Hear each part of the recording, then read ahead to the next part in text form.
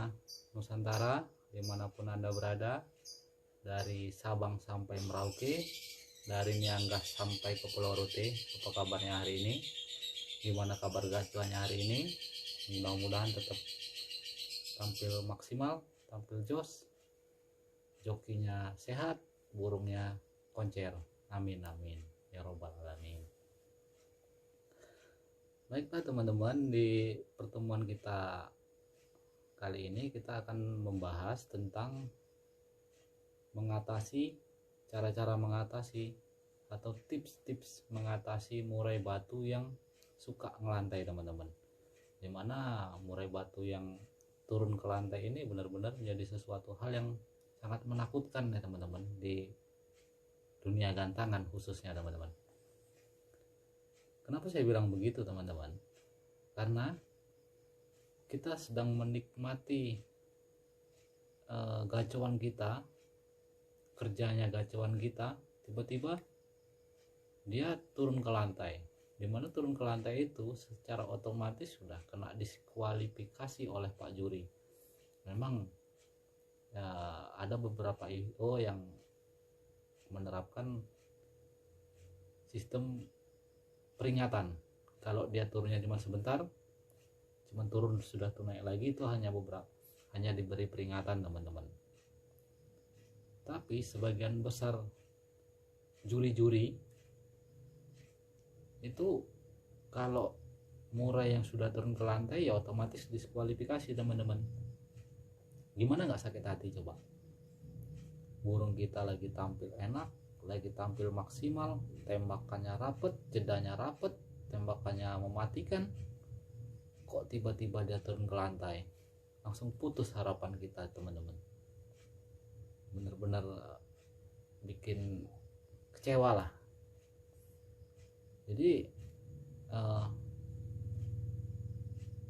ada beberapa tips-tips kita untuk mengatasi hal tersebut supaya tidak terjadi sama burung teman-teman, sama murai teman-teman.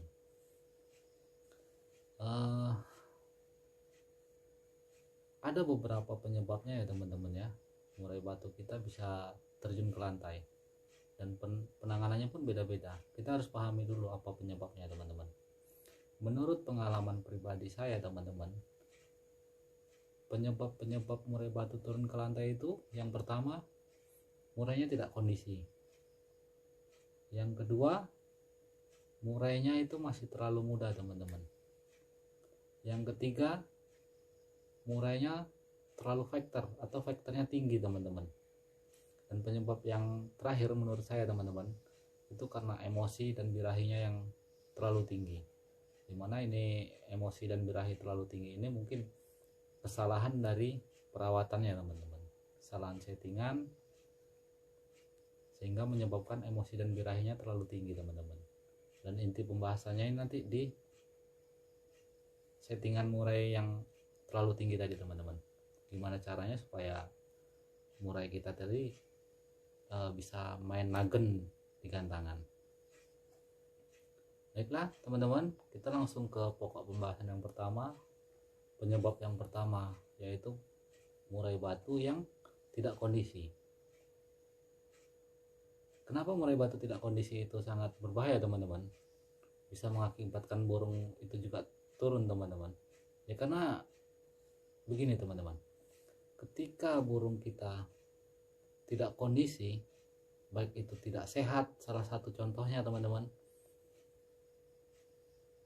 ya dia tetap mau dimanapun juga dia nggak akan bisa kerja maksimal teman-teman. Begitu dia lagi sesi pertama atau sesi penjurian yang pertama ya teman-teman ya, di awal sesi, di awal penjurian itu dia tampil enak, tampil ngotot, tapi di tengah-tengah sampai di akhir pasti dia kedodoran. Gimana dia nggak kedodoran teman-teman? Kondisi dia tidak fit, dan lebih fatal lagi kalau lagi sakit teman-teman, yang mungkin kita tak kasat sama mata kita ya teman-teman ya, dan harus benar-benar jeli. Ya gimana dia mau tampil maksimal coba? Kondisi dia nggak sehat, tapi dituntut untuk mengeluarkan tenaga yang ekstra, dituntut untuk bertempur habis-habisan teman-teman. Ya ujung-ujungnya ya dia kedodoran, ngetem, Dan lebih fatal lagi kalau ditembak sama tembakan-tembakan yang mematikan, ya terjun bebas juga di ujung-ujungnya teman-teman. Jadi tidak kondisi tadi, yang pertama gara-gara dia tidak sehat, terus yang kedua itu gara-gara dia kecapean teman-teman. Kecapean itu ya bisa dalam artian kecapean di perjalanan teman-teman. Jadi benar-benar harus kita kondisikan lah harus kita kondisikan murai kita tadi teman-teman. Sebelum kita naikkan ke gantangan, burung sudah cukup istirahat, sudah cukup makanannya, sudah cukup tenaga dia. Kalau kita rasa modal untuk dia bertempur tadi sudah cukup semua dari kondisi kesehatannya dan kondisi tenaganya, barulah kita naikkan dia ke gantangan. Dan insya Allah kalau nggak ada kendala-kendala yang lain, pasti tampilnya enak, mainnya nagen teman-teman. Jadi itu ya teman-teman ya, sebelum kita naikkan murai kita ke atas gantangan, kita harus benar-benar pastikan bahwa murai kita tadi udah siap tempur, biar tidak ada kasus dia kedodoran di tengah-tengah sesi atau di akhir-akhir sesi. Baiklah teman-teman, untuk mengatasi masalah selanjutnya, masalah murai yang masih muda teman-teman. Masalah murai yang masih muda itu memang agak sulit lah kalau dibandingkan dengan masalah-masalah yang terjadi sama burung-burung yang sudah cukup umur. Kita lebih sulit untuk menangani murai yang masih muda ini. Kenapa saya bilang begitu teman-teman? Karena namanya burung masih muda, darahnya pun masih darah muda kalau kata Bang Haji Roma Irama ya teman-teman ya. Itu dia mainnya gerasak gerusuk teman-teman. Dia belum bisa kontrol emosi, belum bisa kontrol birahinya. Ya harus ada penanganan ekstra untuk burung murai batu kita yang masih muda tadi teman-teman.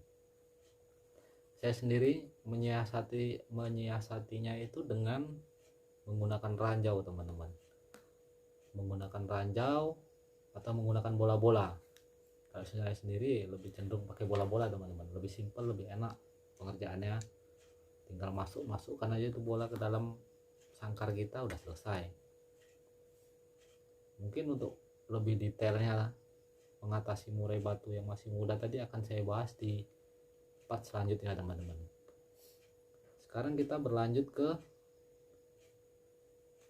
murai yang suka ngelantai karena terlalu faktor teman-teman, faktornya terlalu tinggi.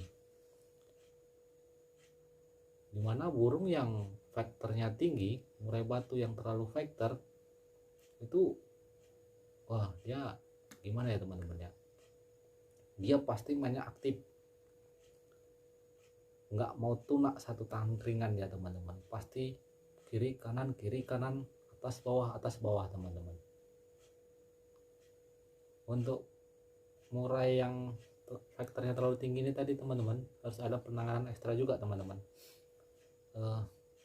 Dalam istilah perburungan itu ada istilah gini, pengkondisian di lapangan teman-teman. Bagaimana pengkondisian di lapangannya teman-teman untuk murai batu yang terlalu faktor tadi?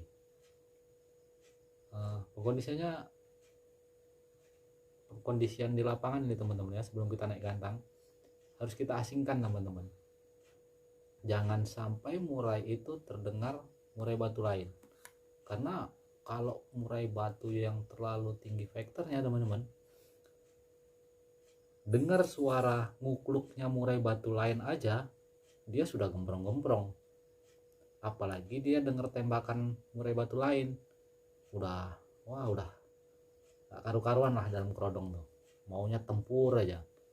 Jadi kan hasil akhirnya ini tadi teman-teman, kalau kita nggak kondisikan dengan baik, ya dia sudah kecapean juga di bawah teman-teman. Begitu dia menghadapi pertempuran yang sesungguhnya, dia sudah kedodoran, sudah kehabisan tenaga. Jadi ya gitu ya teman-teman, kita harus benar-benar mengkondisikannya teman-teman. Pengkondisian di lapangannya jangan sampai salah, Dan untuk masalah pengkondisian di lapangan nanti akan saya bahas lebih detailnya di part-part yang selanjutnya ya teman-teman. Ditunggu saja, mudah-mudahan secepatnya bisa saya upload. Untuk masalah yang terakhir, ini yang akan saya kupas tuntas teman-teman. Masalah murai batu yang suka ngelantai gara-gara atau disebabkan dengan settingan yang nggak pas. Dimana settingan yang nggak pas ini bisa menyebabkan lebih tepatnya settingan yang ketinggian ya teman-teman ya, yang bisa menyebabkan murai kita terlalu over emosi dan over birahi teman-teman. Jadi gimana cara penanganannya? Untuk penanganan murai batu yang terlalu over emosi dan over birahi tadi teman-teman, masalah yang nampak di mata aja lah dulu, gimana burung itu bisa saya katakan over birahi atau over emosi teman-teman. Jadi begini, murai kita yang terlalu over emosi dan over birahi, kita bahas yang over emosinya dulu teman-teman. Kalau murai kita yang over emosi, dia nampak atau terlihat sama burung lain, murai batu yang lain, dia asik ngejar aja teman-teman, kerjanya nggak maksimal. Dia pengennya nyerang. Mungkin di awal dia main ngotot, tapi di tengah-tengah dia pasti kedodoran juga teman-teman. Dia asik ngejarin lawan aja, ngambur lah istilahnya teman-teman ya. Terus kalau untuk yang murai batu yang over birahi, murai batu yang over birahi itu bukan ngebet aja, ngelow aja, itu bukan, mungkin bisa termasuk ke dalam over birahi ya teman-teman ya, tapi itu bukan satu-satunya indikasi bahwa murai kita itu over birahi teman-teman.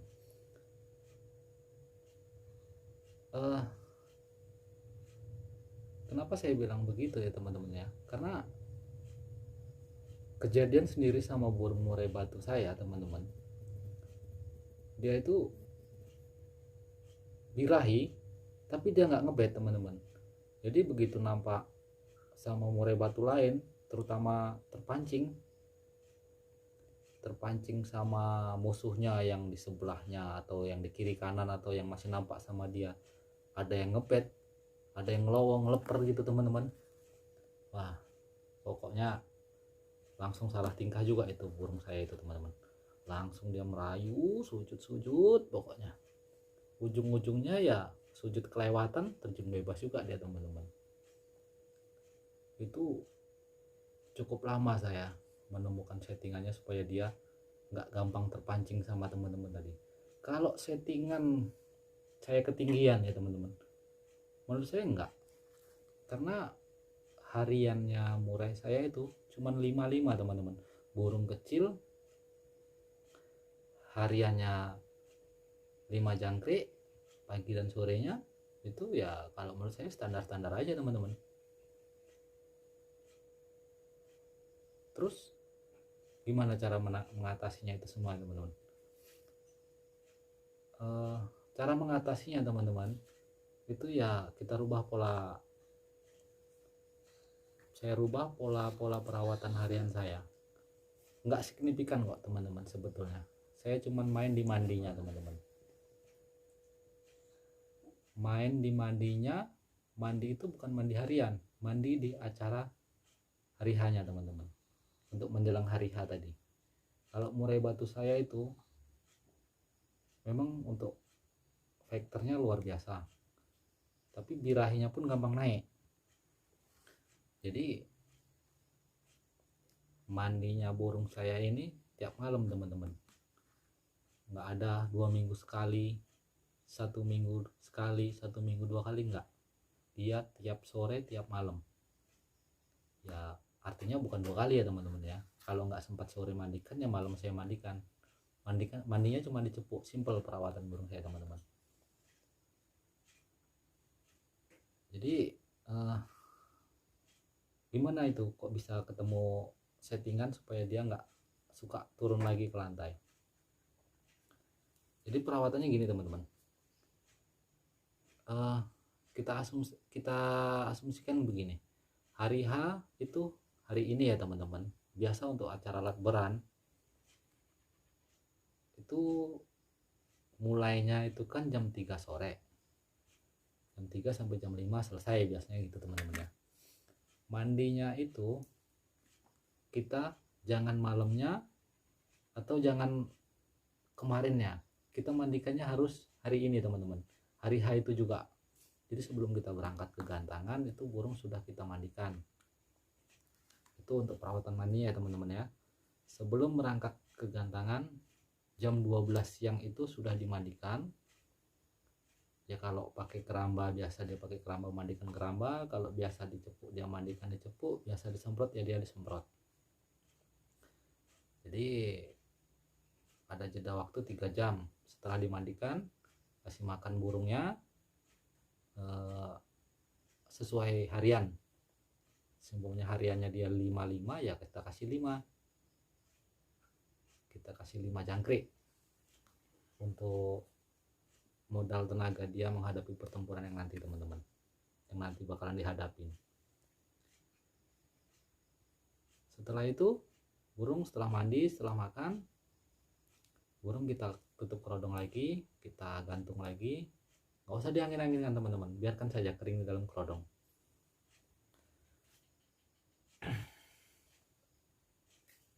Jadi setelah itu teman-teman, setelah selesai mandi, setelah kita gantung lagi, ya kita tinggal aktivitas seperti biasanya sampai ke jam kita berangkat ke acara latberannya, ke acara gantangannya teman-teman.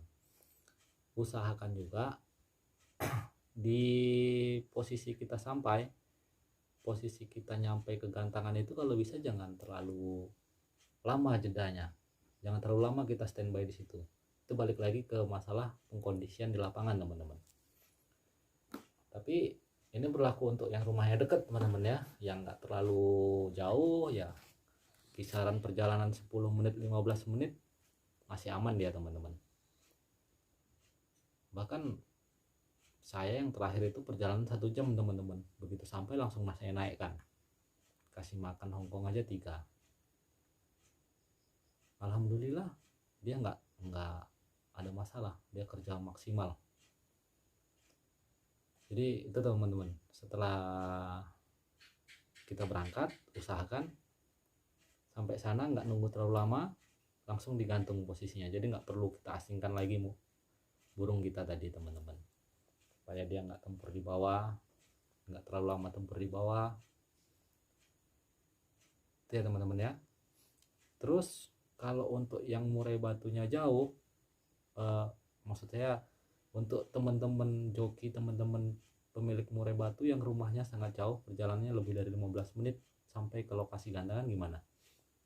Ya itu tadi teman-teman, pentingnya pengkondisian di lapangan. Mungkin teman-teman bisa memperkirakan sendiri lah berapa lama perjalanan, burung saya capek atau enggak. Dan kalau terlalu jauh, kira-kira burung tadi bakalan capek di perjalanan, ya teman-teman harus datang lebih awal, burung diasingkan. Usahakan nggak dengar sama murai batu yang lain teman-teman. Jadi begitu kita dengar atau jam tadi sudah menunjukkan waktu yang akan dimulai acara gantangan sesi pertama, sesi kedua, atau ya sesi yang akan kita ikutin lah teman-teman, baru kita mendekat ke lokasi lomba. Ya tujuannya itu tadi, tujuan pengkondisian tadi, supaya burung kita itu nggak kecapean tempur di bawah, tenaga dia tetap full untuk menghadapi pertempuran yang sesungguhnya teman-teman ya. Itu tadi dari rawatan mandi untuk murai batu yang emosi dan birahinya terlalu tinggi teman-teman ya. Masalah mandi, settingan mandinya, sama settingan pengkondisian di lapangan sudah saya bahas. Terus yang selanjutnya ini settingan harian ya, sampai ke settingan lomba teman-teman. Settingan harian menyesuaikan sajalah sama yang teman-teman biasa terapkan di rumahan. Settingan lomba teman-teman, biasanya umumnya orang, walaupun sebagian ada juga yang berbeda, tapi menurut saya sebagian besar orang itu menerapkan settingan lomba itu di H-3 teman-teman. H-3 sudah mulai dia up jangkriknya, mulai dia tambahkan jangkriknya. Seumpamanya harian dia 5, pasti udah ditambah 7 sampai 8 teman-teman ya. H-3 sudah 7 pagi sore sampai di H-1 dia genjot itu teman-teman. Dia tambahkan lagi sampai 10. Yang biasa 5 jadi 10. Yang biasanya 5 itu jadi 10, yang biasanya 10 bisa jadi 15. Di H-1 ya teman-teman ya. Di malam hari hanya itu sudah dia mandikan, biasanya gitu teman-teman. Sebagian ada yang dimandikan, sebagian ada yang tidak, tergantung ini sih, tergantung biasanya teman-teman. Jadi kalau yang kasus di murai saya tadi ini teman-teman, sembuhnya itu perawatannya agak beda teman-teman. Di H-3 itu sudah kita naikkan seperti biasa lah, jadi 7 ekor pagi sore. H-2 naikkan juga seperti biasa juga, standar 7 pagi 7 sore. Malam H1 nya itu sudah digenjot sama Hongkong teman-teman. Malam H1 sudah digenjot sama Hongkong. Kalau yang saya terapkan sih 5 ekor Hongkong ya teman-teman. Jadi di H-1 nya itu sudah balik normal lagi semua. H-1 itu sudah standar kelima. Malam hari H nya juga enggak, malam hari H nya itu kalau makannya ya tetap standar 5. Pagi hari H nya tetap standar 5. Sampai nanti jam 12 siangnya itu saya kasih 5 teman-teman, tetap 5. Setelah itu teman-teman, pas di lokasi lombanya itu saya nggak kasih apa-apa lagi teman-teman, nggak saya kasih jangkrik, cuman saya kasih Hongkong 3 ekor teman-teman. Itulah modal dia nanti untuk menghadapi pertempuran supaya dia nggak capek. Kalau jangkrik kenapa nggak saya tambahkan, karena tadi siangnya sudah saya kasih 5 teman-teman. Jadi untuk cadangan makanan insya Allah sudah aman. Saya cuman butuh untuk naikkan sama cadangan sedikit lagi aja. Saya mainkan di Hongkong tadi lah, saya kasih 3. Itu tengah harinya itu jam 12 nya itu juga saya mandikan teman-teman. Wajib mandi kalau yang sejauh ini murai saya itu berhasil nggak turun-turun lagi ke lapangan, ke gantangan. Maksud saya nggak turun-turun lagi ke lantai teman-teman. Apa fungsi mandi sebelum naik ke gantangan teman-teman? Jadi begini, kita kan sudah menerapkan settingan lomba teman-teman ya. Settingan lomba itu kan EF nya kita up, kita naikkan ya teman-teman ya.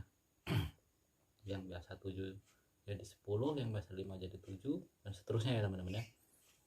Jadi dengan adanya kenaikan EF, porsi EF yang kita naikkan tadi, itu pasti dibarengi dengan kenaikan birahi dan kenaikan emosi pada murai kita teman-teman. Dan fungsinya mandi 3 jam sebelum hari H, sebelum naik ke gantangan, itu untuk meredam itu semua teman-teman. Meredam emosi dia yang sudah naik, meredam birahi dia yang sudah naik, tanpa mengurangi tenaga yang sudah kita siapkan di 3 hari sebelumnya teman-teman. Jadi kuncinya kalau menurut saya di mandi yang siang tadi teman-teman. Dia bisa menstabilkan, mandi siang tadi bisa menstabilkan emosi dan birahinya tanpa menghilangkan tenaga, tanpa mengurangi tenaga, tapi dia cuman mengurangi emosi dan tingkat birahinya ya teman-teman ya.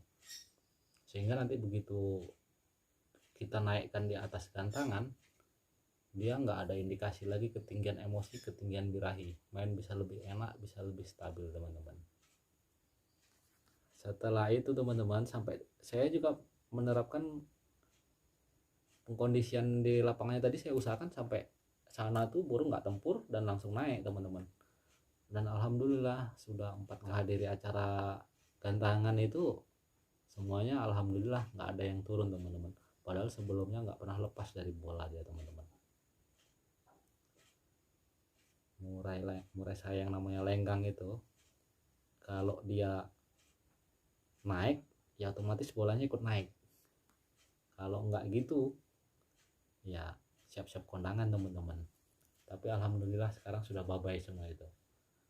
Alhamdulillah setelah saya pastikan murai tadi kondisinya fit, murai juga lagi on fire, saya terapkan settingan yang tadi saya sebutkan, yang terakhir saya temukan ini teman-teman ya. Kalau saya bilang ini penemuan saya sendiri lah, nggak tahu mungkin kalau di luar sana juga sudah ada yang pernah menerapkan, ya kita nggak tahu. Cuman ini pengalaman pribadi saya teman-teman. Ya alhamdulillah working 100% berhasil teman-teman. Sampai teman-teman di gantangan itu muji saya, salut sama saya, kok bisa kan ya. Padahal burung itu rasanya minta ampun dan nggak ada cerita kalau dia nggak turun kecuali pakai bola-bola tadi teman-teman. Burung saya itu gampang kepancing. Kalau ada murai batu yang musuhnya tadi dia ngebet, auto terjun pokoknya. Tapi di sesi yang di gantangan yang terakhir kemarin saya hadirin teman-teman, 2 kali ketemu sama musuh pas di sebelahnya betul. Dia ngelowo-ngelowo teman-teman. Kenapa yang terjadi? Burung saya kerjanya malah tambah ngotot teman-teman. Memang ada indikasi ngerayu, tapi tidak ngerayu teman-teman, karena bukaan paruhnya itu gede, suaranya pun terdengar. Kalau ngerayu kan cuma ngeriwik. Sujudnya ngeri-ngeri sedap lah pokoknya. Ini jangan-jangan turun lagi. Alhamdulillah enggak teman-teman. Dan alhamdulillah juga kita masih bisa bawa pulang piala lah teman-teman. Kalau nggak memuaskan nggak mungkin saya berani membuat konten ini teman-teman ya. Catatan yang terakhir teman-teman untuk murai-murai yang menerapkan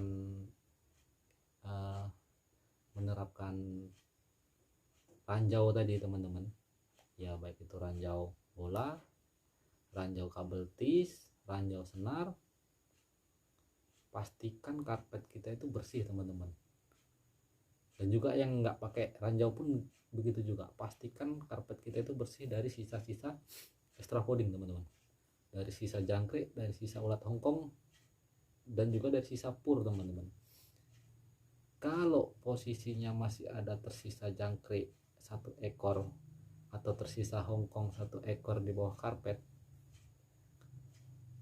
pasti mau gimana pun juga walaupun itu sudah dikasih ranjau dia tetap turun teman-teman,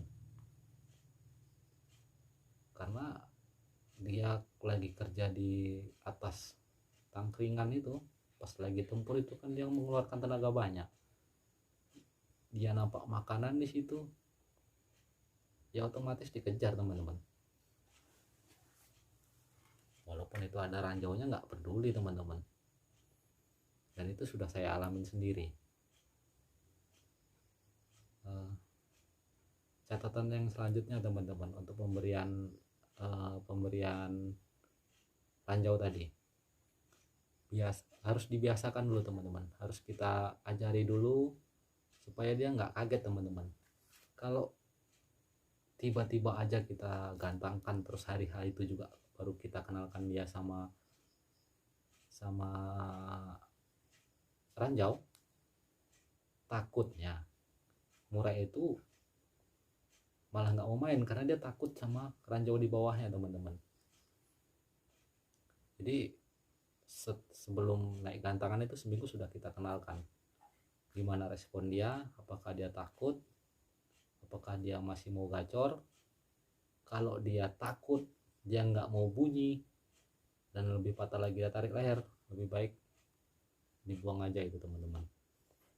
karena percuma juga dia nggak turun, tapi nggak turun ke dasar karpet, tapi begitu kita gantangan dia juga nggak kerja karena ada beban di bawah, ada beban mentalnya di bawah, ada sesuatu yang dia takutkan teman-teman. Mau kerja kayak mana kalau di situ pun ada ya sesuatu yang dia takutin.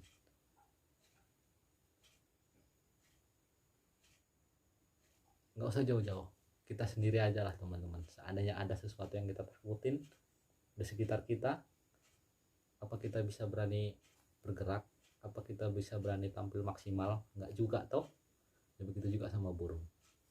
Jadi harus benar-benar kita pastikan dulu burung kita itu tidak ada masalah dengan ranjau yang bakalan kita berikan tadi teman-teman. Oke, mungkin untuk pembahasan kali ini cukup di sini. Kita sampai jumpa lagi di pembahasan-pembahasan yang selanjutnya. Mohon izin buat para suhu-suhu di luaran sana, kalau ada salah-salah kata saya minta maaf.